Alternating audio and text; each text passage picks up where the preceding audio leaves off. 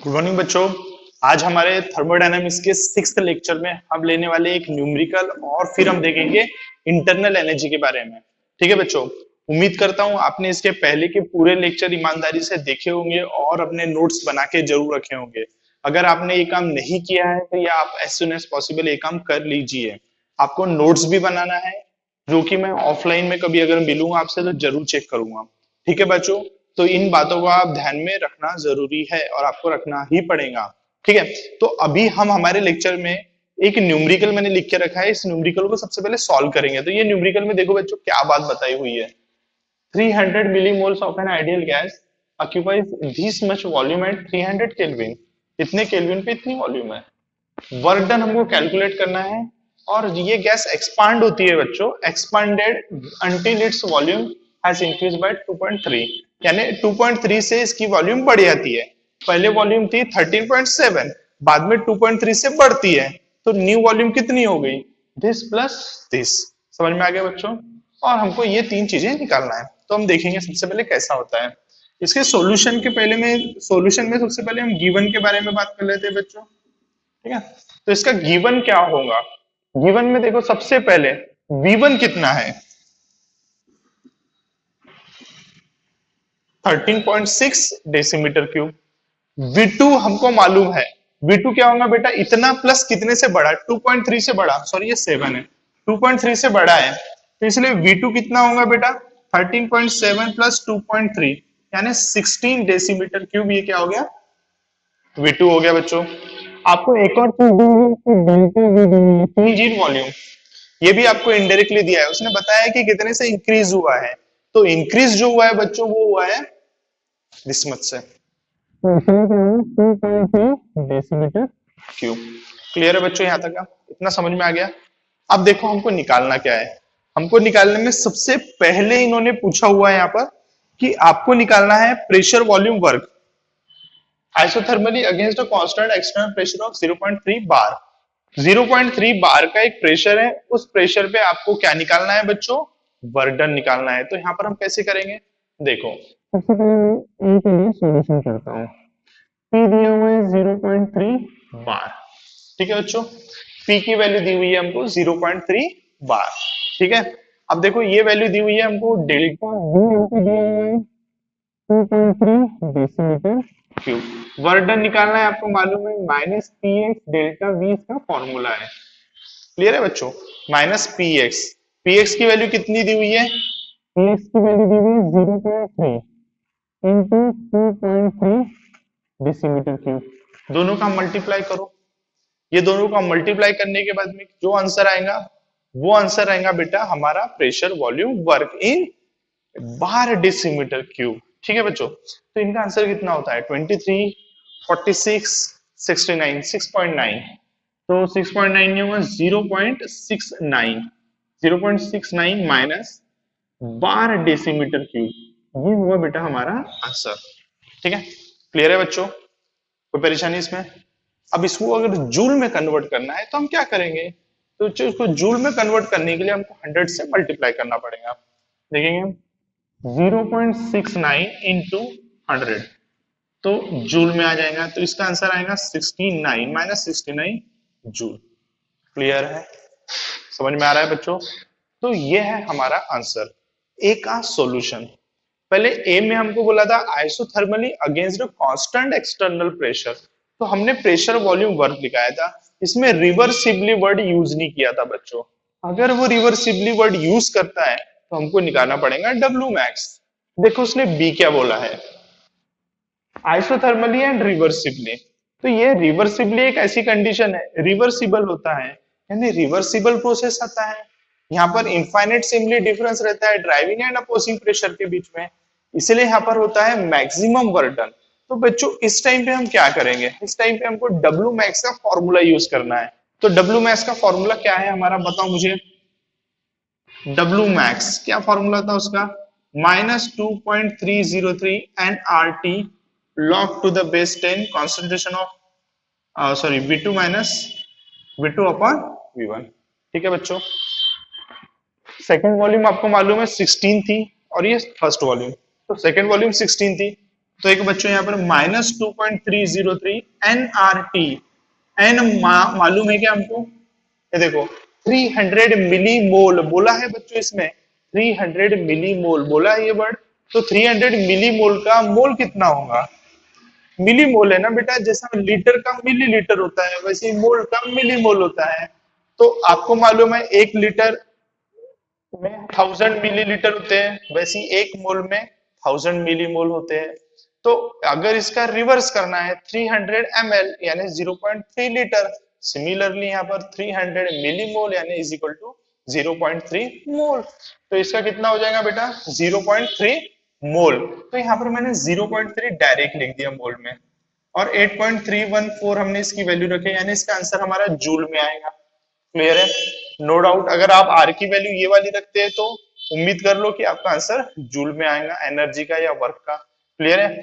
और log V2 upon V1 16 upon कितना होगा बेटा? 13.7। अब आपको इसको पूरा सॉल्व करना है, और सॉल्व करने के बाद you will get a sum value. मैं बताता हूं वैल्यू कितनी है, निकालना बच्चों आपको है, इतना आपको मेहनत करना पड़ेगा। तो इसका वैल्यू आता है -116 जूल। ये हमारा आंसर है, इसको बोलेंगे हम मैक्सिमम वर्क डन। ठीक है बच्चों? तो देखो बच्चों, हमने दोनों काम कर लिया, बस यहाँ पर मैंने आपके ऊपर बर्डन डाला है थोड़ा सा, आपको इतना कैलकुलेट करना है, आप इसको ही करना पड़ेगा, मैं नहीं करके दूंगा इसको। पहले भी बताता था, आज भी बताता हूँ, ये आपको इतनी मेहनत करना ही पड़ेगा। ठीक है? यहाँ तक समझ में आ गया? अब देखो बच्चों, थर्ड वाला क्या बोला है? Into vacuum.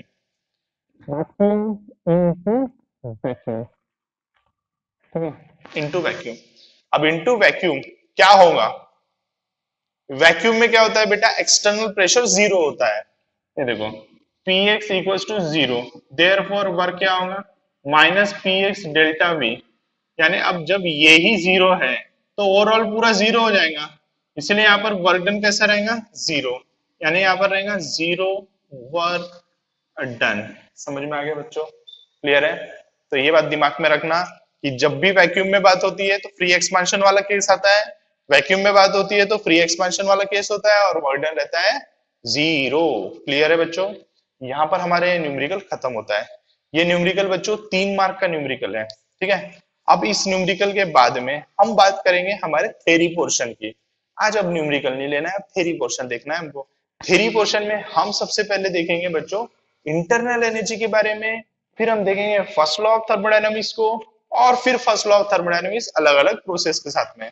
आपको एक बात याद रखना है, इस वीडियो के पहले आप एक बार रिवाइज कर लेना प्रोसेस क्या होती है।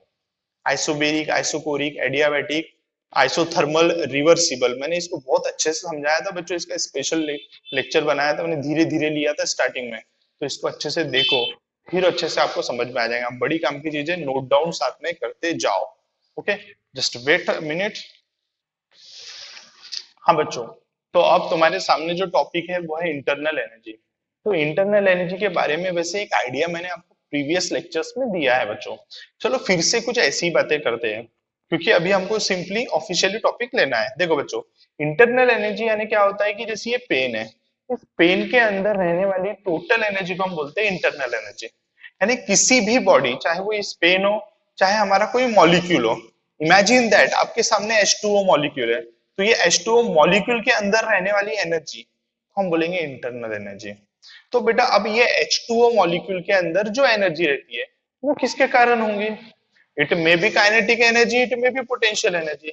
Yes, you are right, it is a sum of internal energy is a sum of kinetic energy as well as potential energy. बेटा हमारा वाटर का मॉलिक्यूल है, वो मूव तो होता होगा, तो जो मूव होता होगा तो उसके पास मूवमेंट के लिए सम एनर्जी रहती है, that energy is known as the kinetic energy.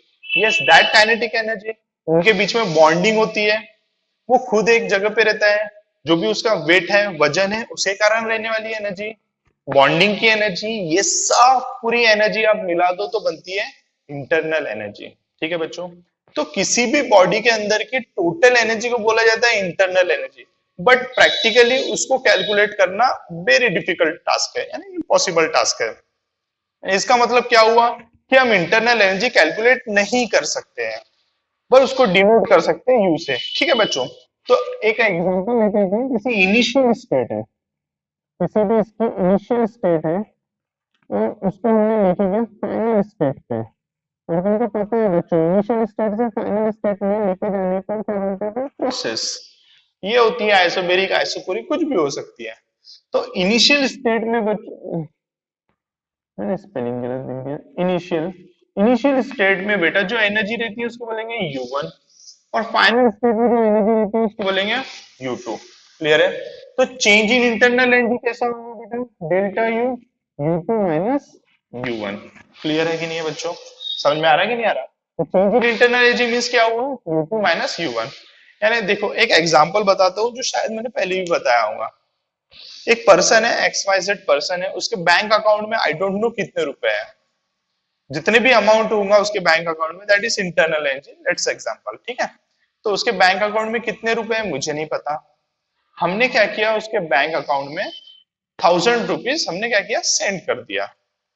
अब उसके बैंक अकाउंट में टोटल अमाउंट ऑफ यानी सेकंड इंटरनल एनर्जी कितनी हुई ये भी हमको पता नहीं, बट इतना मालूम है मुझे कि कितने की चेंज हुई। पहले जितने भी रहे होंगे और अभी जितने भी होंगे दोनों में 1000 का डिफरेंस है। यानी इससे क्या समझ में आता है, I can't calculate U1 also U2, but you and me can calculate delta U. हम डेल्टा यू निकाल सकते हैं बच्चों, ये सबसे बड़ी खास बात है। यानी हम इंटरनल एनर्जी नहीं निकाल सकते, but change in internal energy हम जरूर गेस कर सकते हैं, कैलकुलेट कर सकते हैं।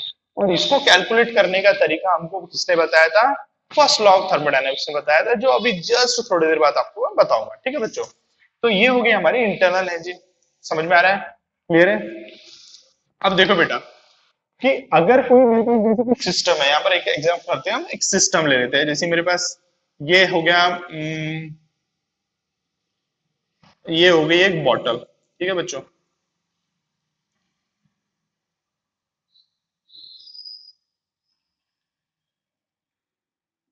ये एक बॉटल हो गई बच्चों। ठीक है? और ये बॉटल में हमने क्या किया है, कुछ लिक्विड फिल करके इसमें रखा हुआ है। ठीक है? तो ये पूरा हो गया एक सिस्टम, ये क्या हो गया, पूरा एक सिस्टम। ठीक है? अब इस बॉटल को हमने क्या किया बेटा, हीट सप्लाई किया।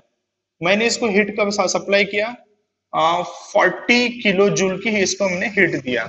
तो अगर सराउंडिंग से सिस्टम, क्योंकि बाहर का एरिया तो बच्चों होता है सराउंडिंग, सराउंडिंग से सिस्टम को अगर आप हीट देते हो तो उसको प्लस क्यू बोलते हैं। तो यहाँ पर हीट को तो हम क्यू से डिनोट करते हैं, ये क्यू है बेटा, क्यू। तो ये +40 हो गया। इसके बाद में क्या हुआ बेटा, इसने थोड़ा सा वर्क बाहर किया है। वर्क किया है -20 का, क्योंकि वर्क बाहर किया है इसका मतलब माइनस का होगा। समझ में आ रहा है कि नहीं आ रहा है? तो अब इसमें टोटल इंटरनल एनर्जी चेंज कितना हुआ, देखो देखो, क्योंकि देखो बैंक अकाउंट में ट्रांसफर करने के हमारे पास सिर्फ दो ही तरीके हैं, इंटरनल एनर्जी चेंज करना मीन्स बैंक अकाउंट में ट्रांसफर करना, बस यही दिमाग में रखो। हमारे पास सिर्फ दो ही तरीके हैं इंटरनल एनर्जी चेंज करने के, बैंक अकाउंट में ट्रांसफर करने का। पहला वर्क करके करो, दूसरा आप हीट सप्लाई करके करो। ठीक है बच्चों? तो आपने यहाँ पर वर्क और हीट दोनों का एग्जांपल लिखा हुआ है। तो अगर मैं क्यू की अगर बात करूं तो ये कितना है बच्चों, 40 किलो जूल है। तो 40 हो गया यहाँ पर, तो ये 40 आएगा प्लस में, बट ये 20 माइनस होगा, तो टोटल इंटरनल एनर्जी चेंज कितने का होगा, 20 किलो जूल का हुआ। समझ में आया? क्लियर है? तो इंटरनल एनर्जी चेंज निकालना आ गया। ये एग्जांपल आते हैं बच्चों के, छोटे मोटे एग्जांपल है लेकिन बड़े काम के हैं। जैसे कि लेट एन एग्जांपल, ये एक बॉक्स है, एक मेटल ब्लॉक है। ठीक है? ये मेटल, हाँ तो बच्चों थोड़ा थोड़ा सा डिस्टर्बेंसेस आ गया था, फोन आ गया था इसीलिए। चलो ठीक है बच्चों, हम बात कर रहे थे एक मेटल ब्लॉक के बारे में। चलो हमारे पास में एक मेटल ब्लॉक है। ठीक है बच्चों? तो अब इस मेटल ब्लॉक में समझ लो मैंने हीट सप्लाई किया है, हीट सप्लाई किया हमने +20 किलो जूल की। इसके ऊपर हमने वर्क भी किया है, इसके ऊपर वर्क किया है हमने, वर्क इसके ऊपर प्लस में होना चाहिए वर्क। तो वर्क हो गया हमारा, ये हो गया बेटा समझ लो 40 किलो जूल का। तो इसमें इंटरनल एनर्जी चेंज कितनी होगी, तो इंटरनल एनर्जी चेंज कितना होगा बेटा, डेल्टा यू होगा यहाँ पर, +20 +40 यानी टोटल 60, क्योंकि दोनों देने वाली चीज हुई यहाँ पर। यहाँ पर एक हुआ था क्रेडिट तो एक हुआ था डेबिट, यहाँ पर दोनों हुआ क्रेडिट, इसलिए यहाँ पर कितना हो गया 60 किलो जूल। अंडरस्टूड बच्चों? तो यहाँ पर इंटरनल एनर्जी चेंज कितने की हुई थी? 60 किलो जूल की इंटरनल एनर्जी चेंज हुई है। समझ में आ रहा है बच्चों? तो ये हुआ हमारा इंटरनल एनर्जी चेंज का टॉपिक। बेटा देखो, इंटरनल एनर्जी के ऊपर क्वेश्चन जब भी आएगा आपको एक नहीं तो 2 मार्क के लिए ऊपर आएगा, ज्यादा डीप में नहीं आने वाला है, ये बात दिमाग में रख लो आप। अभी हम देख रहे हैं किसके बारे में? हमको अब देखना है फर्स्ट लॉ ऑफ थर्मोडायनेमिक्स के बारे में। ठीक है बच्चों, तो देखो फर्स्ट लॉ ऑफ थर्मोडायनेमिक्स कैसा है। आपने law of conservation of mass सुना है कभी? Sorry, law of conservation of energy सुना है आपने कभी? Law of conservation of energy, energy neither be created nor be destroyed, only one form of energy gets converted into another form, whole energy of the universe remain constant. बराबर है, सुना है ना? बस वैसा ही है हमारा first law of thermodynamics. And actually first law of thermodynamics is equal to the law of conservation of energy. Clear है? तो क्या बताया मैंने, बताओ मुझे।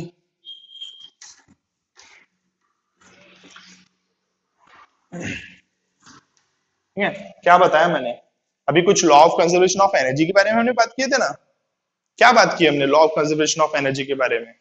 कि energy neither be created nor be destroyed, whole amount of energy in the universe remain constant and no waste of energy. Law of conservation of energy, energy is conserved, no waste actual at all. Clear है कि नहीं है? तो बस यही बातों को हम बोलते हैं फर्स्ट लॉ ऑफ थर्मोडायनेमिक्स। तो फर्स्ट लॉ ऑफ थर्मोडायनेमिक्स के बारे में देख लो बच्चों, इसका स्टेटमेंट तो आपको याद रहेगा, कोई बड़ी बात नहीं है। फर्स्ट लॉ ऑफ थर्मोडायनेमिक्स,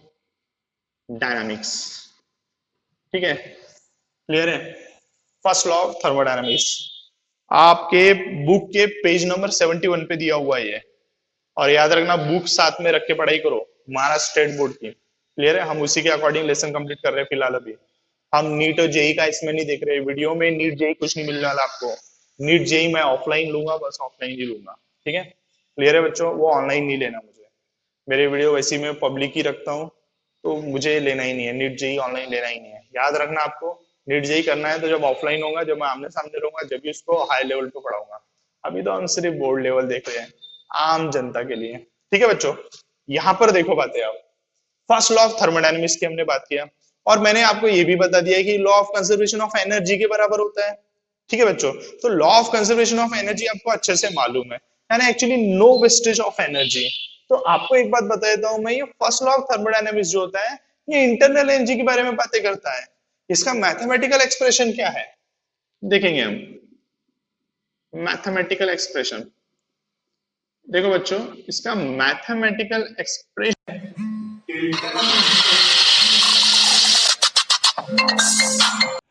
हाँ तो बच्चों मैं किसकी बातें कर रहा था? मैं बातें कर रहा था फर्स्ट लॉ ऑफ थर्मोडायनेमिक्स की और उसके मैथमेटिकल एक्सप्रेशन। जैसे मैंने यहाँ पर लिखा है कि मैथमेटिकल एक्सप्रेशन इसका क्या होता है, इंटरनल एनर्जी से रिलेटेड होता है। Delta U is equal to Q plus W, बराबर है बच्चों? तो अब देखो यहाँ पर क्यू बोले तो हिट होगा, और यहाँ पर हो रहा है वर्क डन। समझ में आ रहा है बच्चों? तो जैसे मैंने आपको बताया हिट हो वर्क डन हो, ये दोनों की मदद से हम इंटरनल एनर्जी में चेंज करते हैं। अब सबसे बड़ा सवाल ये उठता है कि why this formula belongs to the first law of thermodynamics का मैथमेटिकल एक्सप्रेशन। इसके पीछे कारण है। देखो बेटो, आप जितना हीट सप्लाई करते हो और जितना वर्डन होता है, एग्जैक्टली अगर आप टोटल करोगे, जैसे मैंने इसके पहले थोड़ा करके दिखाया था, 40-20 वाला 20 एग्जांपल आया था, फिर 20-40 वाला 60 एग्जांपल आया था। तो exactly no waste at all. ऐसा तो नहीं हुआ था कि जोड़ने के बाद में 59 आ रहा अपना, या कुछ वेस्ट हो रहा है। हमको क्लियरली समझ में आ रहा है कि हमारा एक एक यूनिट यूज आ रहा कि नहीं आ रहा है ना? एक्चुअली पूरी एनर्जी हो रही है conserve, no wastage of energy at all. ठीक है बच्चों, समझ में आ रहा है? इसीलिए हमारा इसका मैथमेटिकल एक्सप्रेशन क्या होगा, delta U is equal to क्या होता है बच्चों, क्यू प्लस डब्ल्यू। अंडरस्टूड? समझ में आ गया बच्चों? तो ये रहा किसका mathematical expression, first law of thermodynamics का। अब देखो फर्स्ट लॉ ऑफ थर्मोडायनेमिक्स का मैथमेटिकल एक्सप्रेशन तो देख लिया हमने, अब ये वेरियस प्रोसेस के लिए क्या होगा तो देखते हैं बच्चों। जैसे first law of thermodynamics for various process, बराबर है बच्चों? तो अलग अलग प्रोसेस के लिए हमको देखना है फर्स्ट लॉ ऑफ थर्मोडायनामिक्स। ठीक है, तो अब देखो यहाँ पर कैसा होता है, हमको अभी पता है कि कुछ प्रोसेसेस, जैसे देखो बच्चों हमारे पास फॉर्मूला भी मेन पता है हमको, delta is equal to Q plus W. तो मैं कुछ एग्जांपल यहाँ पर लेता हूँ और एग्जांपल के तौर पर बता देता हूँ। ठीक है बच्चों, ध्यान से सुनना और ध्यान देना, ये हमारा आज का आखिरी टॉपिक है। ठीक है, देखो बच्चों, सबसे पहले यहाँ पर क्या है, फॉर एक काम करते हैं सब, आइसोथर्मल प्रोसेस के लिए ले लेते हैं, आइसोथर्मल प्रोसेस। तो पहली हमारी जो प्रोसेस है बेटा वो है आइसोथर्मल प्रोसेस। ठीक है, तो अब आइसोथर्मल प्रोसेस में कहानी कैसे आएंगी और क्या आएंगे। देखो आइसोथर्मल प्रोसेस है बेटा, यहाँ पर क्या होता है, डेल्टा यू और डेल्टा टी दोनों जीरो रहते हैं, ये हमने पढ़ा था पुराने इसमें लेक्चर्स में। ठीक है बच्चों, तो यहाँ पर डेल्टा यू कैसा रहेगा, जीरो। ठीक है, और डेल्टा यू जीरो है, इसका मतलब क्या हुआ बच्चों, बताओ, डेल्टा यू जीरो है तो भाई यही जीरो हो गया। Therefore zero is equal to Q plus W, therefore Q is equal to minus W या W is equal to minus Q. कहानी समझी कि नहीं समझी, क्लियर है कि नहीं है। तो बच्चों ये थी बातें किसके बारे में, आइसोथर्मल प्रोसेस के बारे में थी। अब हम देखेंगे हमारी दूसरी प्रोसेस, इसका नाम है isochoric process. Isochoric process, isochoric process ये कौन सी होती है बेटा, कांस्टेंट वॉल्यूम पे होती है। यहां पर डेल्टा वी इक्वल्स टू क्या होता है, जीरो, और डेल्टा वी जीरो है, इसका मतलब क्या हो गया, डेल्टा यू जीरो, इसका मतलब वर्क हो गया जीरो। अरे बराबर है ना, थोड़ी देर पहले देखे थे ना अपन ने, W is equal to minus P x delta V, कहा था कि नहीं कहा था मैंने, तो भाई बराबर है ना, डेल्टा वी जीरो है तो इसका मतलब W भी जीरो है। W जीरो है इसीलिए क्या होगा, delta U is equal to Q plus W की जगह क्या आएगा, delta U is equal to सिर्फ क्यू, बराबर है। तो एक नया फॉर्मूला बन गया यहाँ पर हमारा। तो ये जो Q है, क्या मैं इस Q को V का टैग लगा सकता हूँ, हाँ मैं एक V का ऐसा छोटा सा टैग लगा देता हूँ। ये V का टैग हमको ये बताएगा कि ये कांस्टेंट वॉल्यूम पे बात हो रही है, यानी इसका मतलब क्यू वी इक्वल्स टू क्या हो गया, डेल्टा यू। बड़ी काम की बात है बेटा, ये बहुत काम में आएगा, ये जो बनाया ना हमने ये बहुत काम में आने वाला है फ्यूचर में। ठीक है, तो Q V is equal to delta U, इधर पे शाइन हो रहा है, आप समझ सकते हो। ठीक है बच्चों, यहाँ तक बात आ गई ना। आइसोकोरिक हो गई भाई हमारी, आइसोथर्मल हो गई, एक और प्रोसेस है एडियाबैटिक। ठीक है, तो हमारी एक प्रोसेस है एडियाबैटिक प्रोसेस।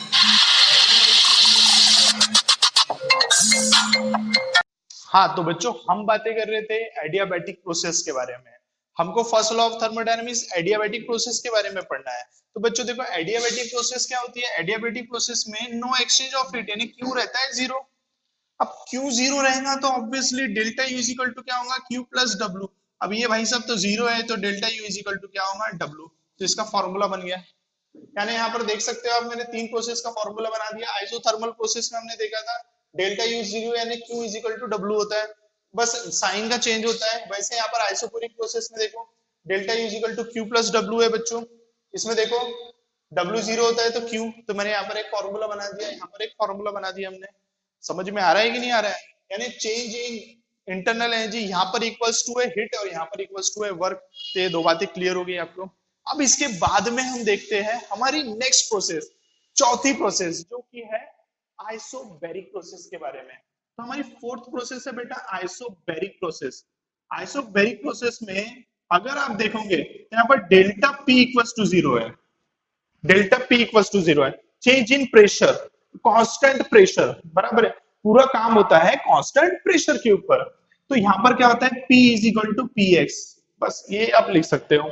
और यहाँ पर देखो हमारे फॉर्मूले में कुछ नहीं है, देखो हमारा मेन फॉर्मूला क्या था, delta U is equal to Q plus W, delta U is equal to Q minus P delta V, बराबर लिखा मैंने। क्लियर है बच्चों, पी डेल्टा वी इधर लेके जाओ, क्या बनेगा, अगर पी डेल्टा वी को बच्चों मैंने इधर लेके गया तो क्या बनेगा, रुको एक मिनट, हल्का सा इसको ऐसा टिल्ट कर देता हूं। ठीक है, तो क्या बनेगा बच्चों, यहाँ पर बात बन जाएगी Q is equal to delta U plus P delta V. ठीक है बच्चों, और ये Q हो गया कांस्टेंट प्रेशर पे, तो इसको P का टैग लगा दो, delta U plus P delta we. समझ में आई बात, क्लियर है। तो ये बन गया हमारा फॉर्मूला, यानी हमारा फॉर्मूला क्या है, देखो बच्चों अच्छे से क्लियरली दिख रहा है कि नहीं दिख रहा है आपको, हमारा फॉर्मूला है QP is equal to delta U plus P delta V. QP is equal to क्या हो रहा है, delta U plus P delta V, यह हमारा फॉर्मूला है बच्चों, क्लियर है। तो यहाँ पर आप देख सकते हैं मैंने आपको बातें क्या क्या समझाया हूं, मैंने आपको बताया है फर्स्ट लॉ ऑफ थर्मोडायनामिक्स का mathematical expression, mathematical expression was delta U is equal to Q plus W, ठीक है। हीट और golden. First law of thermodynamics of various process हमने पढ़े थे। वेरियस प्रोसेस में हमने पहले प्रोसेस देखे थे, कौन सी प्रोसेस है बेटा, isothermal process. Delta U equals to 0, इसमें क्या होगा, Q is equal to minus W, W is equal to minus Q. फिर इसके बाद में isochoric process, isochoric process delta V equals to 0, W equals to 0, delta U is equal to ये मिला। और वैसे ही हमने यहाँ पर एडियाबैटिक निकाले और आइसोबेरिक पे ये मिला। तो यहाँ पर हमने दो नई चीजें देख लिया बेटा, क्यू वी, ये देखो, और दूसरा है क्यू पी, ये मिल गया हमको। समझ में आ गया? दोनों बातें आप बिल्कुल दिमाग में रखना, ठीक है बच्चों। तो आज के हमारे लेक्चर में आज इतनी ही बातें रहो। बहुत बार हमारे इसमें थोड़ा डिस्टर्बेंसेस आए हैं, तो थोड़ा देखना, मैं वीडियो कट वट करके ज्वाइन करूंगा, ठीक है बच्चों। तो कोई प्रॉब्लम नहीं होना चाहिए, इसलिए आप देख लेना, ठीक है बच्चों। और एक बात बताता हूं, अब इसके बाद के हमारे जो वीडियोस रहेंगे, इसके बाद के वीडियोस में हम लेंगे वेरी इंपॉर्टेंट टॉपिक एंथैल्पी के बारे में। यानी अब हमारे मेन टॉपिक एंथैल्पी से, ये तो सब छोटे मोटे टॉपिक थे, कोई इतने पहलवान नहीं थे, अब पहलवान टॉपिक आने वाले हैं, थोड़े जबरदस्त टॉपिक रहेंगे, ठीक है बच्चों। तो okay, bye bye, have a nice day, enjoy करो, नमस्ते।